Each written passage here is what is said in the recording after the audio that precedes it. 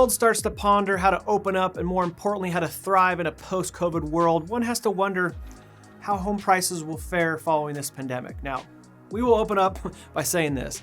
Look, anyone that tells you they know exactly how the markets will react after this is simply delusional. I don't care if they're Bill Gates or Warren Buffett. Nobody has been there and done that with COVID and shutting down the entire world, so they can't really reference any past events. And even if they could, they wouldn't apply to this event in 2020. And the same goes for us. We don't know either, but we can look into it together. 2 articles and 1 author dug into this very topic last week. One titled 5 Ways Rona Could Affect Home Prices, and another one buried deep in the internet called Do You Think Home Prices Will Be Higher in 5 Years? The prior was quoted by John Dolan. The former was written by John Dolan. He's an independent market maker for Case-Shiller Home Price Index and with 3 decades worth of experience. Much smarter than I, but we will weigh in on some of his points made today. So back to the first article we mentioned. John takes a look at home price gains above the previous peak in the Great Recession. He looks at a 10-city index, a 20-city index, and the national market. Now, the national market is up 15%, while the 10-city index is only up 2.7%. The 10-city index is made up of larger cities like San Francisco, and this intel is as of February 2020, so we don't really have any data that is COVID related because that intel won't be out until next month. He mentions the 10-city index could be up only 2.7% from the previous peak due to affordability constraints, which is true for my hometown of Seattle. He makes an interesting point that we agree with here. Quote, going forward, that trend could intensify not only because the virus is expected to put more strain on the economy, but because some of the attractions in large metro areas are inaccessible due to social distancing. The benefits of a dense urban area like sports, global airports, and concerts have dropped. We agree, and this point was made by Lacey Hunt on our call with Barry Habib and how we could see a push to suburban areas post-COVID for these very reasons. His next point and factor that could impact home prices is who's actually buying these homes. Gen X, millennials, boomers, etc.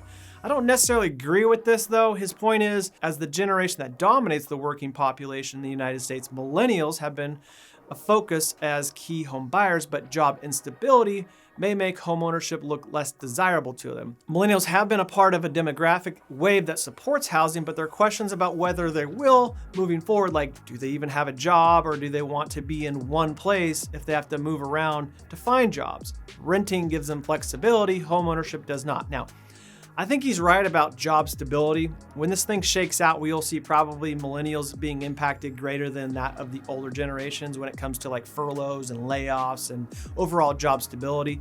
But I don't think that forces them into renting necessarily. It could actually do the opposite. Being forced to shelter in place really made having a home of your own paramount. Renting in cities wasn't ideal during these times. Having a home of your own that's set up the way you wanted with maybe an office that you could work from was a huge advantage, and millennials that didn't have that may actually pursue that coming out of this lockdown. It's possible that John's right, but it's also possible that this spurs on housing demand versus weakening it. His next point isn't all that impactful, at least to me. He talks about pension funds and how a decline in state revenues could lead to higher property taxes and transfer taxes.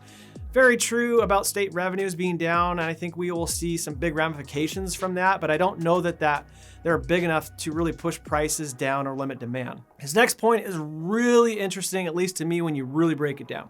He says some are only preparing for one downturn, but there could be 2. If we don't get a second wave, eventually housing improves again. On the other hand, if we do get a second wave here and globally, the economy might collapse even further. It's maybe a small probability, but it could have a large impact if it happens. Now, I understand what he's saying here. There's a growing debate in the financial markets about this topic of V-shaped or W-shaped recovery or second wave of a downturn, but I can't help but state the obvious here. We aren't even out of the first fight, guys. I mean, how are we talking about a second downturn when we really haven't got out of the first? I mean, we're still in the fight. Cases are still going up. As of today, the nation's still shut down. Unemployment still continues to rise. Sure, there's many battles that are won and lost during the fight, but just like a boxer fighting a 10-round fight, guys, it's not over. We may be in the final rounds of this, but it's not over. How can we speculate about a second downturn when we haven't even finished the fight and our first real downturn isn't even over? The fight needs to conclude. We need to address our wounds and how deep and how long and how severe, and then we can talk about a real recovery. So this one's got me fired up a little bit. Anyways, moving forward, his last point is, well, on point. tighter loan underwriting could feed into downward pressure on prices. Now, this is 100% true. The credit box is tightening, and many loan products that were here yesterday aren't here today, and that may continue moving forward. But we don't know if that will impact home prices. It very well could, because fewer loan products equal fewer buyers, but many states already had a surplus in housing demand. So this could just equal out the supply and demand challenge that has been heavily weighted on the demand side for years. So it could just level things out versus hurting home prices. Now, we didn't have time to discuss the second article, so we'll post that in the comment section below. But what do you guys think? Again, no one knows for sure, so your input is just as valuable as anyone else's. Share this with your teams, discuss and debate the points that we covered today, and we will keep the information flowing here at the RE Source. Before you leave, like and share, and we'll see you guys next week.